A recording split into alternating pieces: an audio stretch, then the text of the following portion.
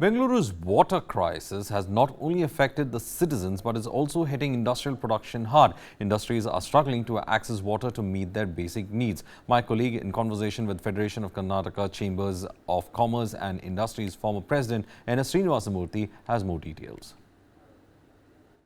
The beginning of summers comes the biggest problem that Bengalurians are facing, in not just Bengalurians, but in fact the entire state has been facing.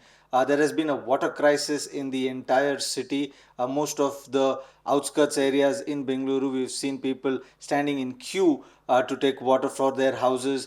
But today, it's just not the houses who are having a problem, but the industries in Bengaluru are also having a problem. And we are joined in by N S Srinivasa Murthy, who was the former president of the FKCCI. And he can tell us about how the industries are facing a problem. Sir, if you could tell us how bad is the situation of water in the city, sir?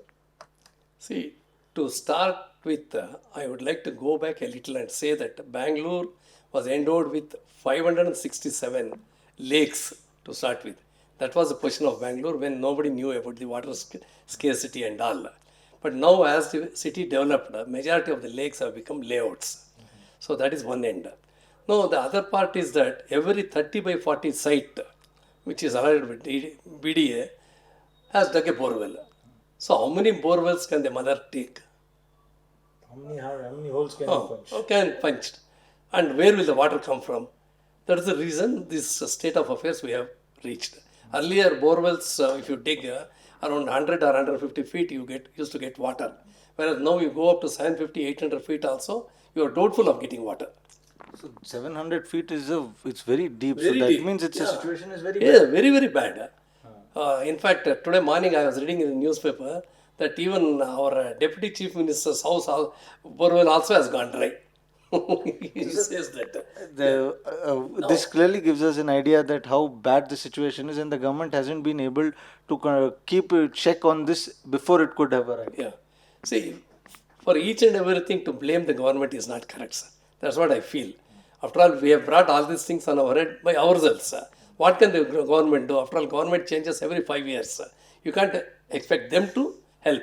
Only it is of a nature that you push in some tankers and see that the people do not get, otherwise, at least for the drinking purpose, the water they get from the Kaveri. And apart from that, Bangalore is a city which is on plateau of 3,000 feet. And water is pumped all the way from Kaveri, which is about 120 kilometers from Bangalore. I think this is the only metropolitan city where the water is pumped from such a great distance and we are able to meet it. You see, now Kaveri, one stage, now it has come to fourth stage and fifth stage is on the anvil. So even with the fifth stage, what happens, we do not know.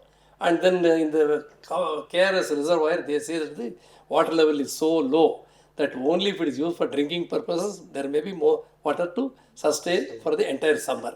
So situation is going from bad to worse. Other than KRS, we have no other place to fall on down. Definitely, only KRS can serve us. But KRS is also now getting parched. So you give us a clear idea about KRS, sir. We've also seen how residential areas like RR Nagar, Whitefield and all these places in and around Bengaluru are having a very bad situation. People are standing in queue. But how is the industry dealing with it? Are they also having water crisis or are they managing it? How is happening? How is it going on? Sir, the situation of the industries are still bad. Because always when it comes to drinking means people think of only citizens, houses and all. Whereas when it comes to industry, you can't say it is for drinking purpose. It is needed for the manufacturing purpose also. So it may be cooling effect or whatever it is. Industries need water for various reasons. But one portion is that the treated water also can be used in industries to a certain extent. So this treated water, a lot of industries are buying now. Apart from the treated water, we don't see any BWSSB water being given to the industry like Pena and all. We cannot get water at least for the next 2 months. Definitely it is ruled out. So industries are in the hands of the clutches of these tankers. So tankers, naturally, it is a question of demand and supply. What was available for 1,000 rupees, it became 2,000 rupees. Now for 4,000 rupees also, a tanker is not available. The Chief Minister has said that he's speaking to all these people and trying to reduce the prices. Do you think that will change or tankers will continue to bully citizens? Do you think that it will change? Definitely it will not, sir. See, when there is too much demand, People are after to money. After all, you see, people are there to make money when the situation arises.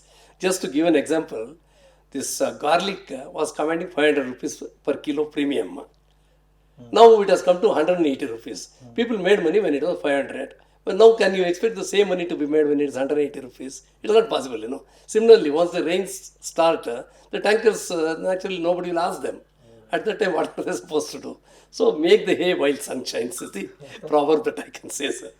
I completely understand why you say that, sir. But what kind of a relief are we expecting from the government? What are we expecting? How they can change the situation for at least industries and residents? The government, I must say that, are trying to do their best by taking over tankers. In fact, they said that even the milk tankers can be converted into water tankers and then supplied to people. So mainly, see, if it is treated water, industries can take to a certain extent where the pure water is not needed. So that way, government should see that the treated water at least is made good available to the industries. That's what I would say, sir. See, government, I cannot blame this government at all. After all, it is a continuous effect which has started some 30 years ago, and we have reached this level. I only hope that now at least we will not go further. Oh, if KRS becomes totally dry, then neither houses nor industries nor anybody will be left. I think you must have heard about Cape Town, you know. It's supposed to be a waterless city. I only wish that Bangalore will not become a waterless city. That's all I would say. Yeah. Well, that was Srinivasa Murthy, who clearly started with the fact that how a city which had so many lakes, which had an abundance of water supply, today is reeling with water. Let's hope that the authorities look into this and make sure that the city does not suffer anymore. This is Vaji with Prashant for News 9.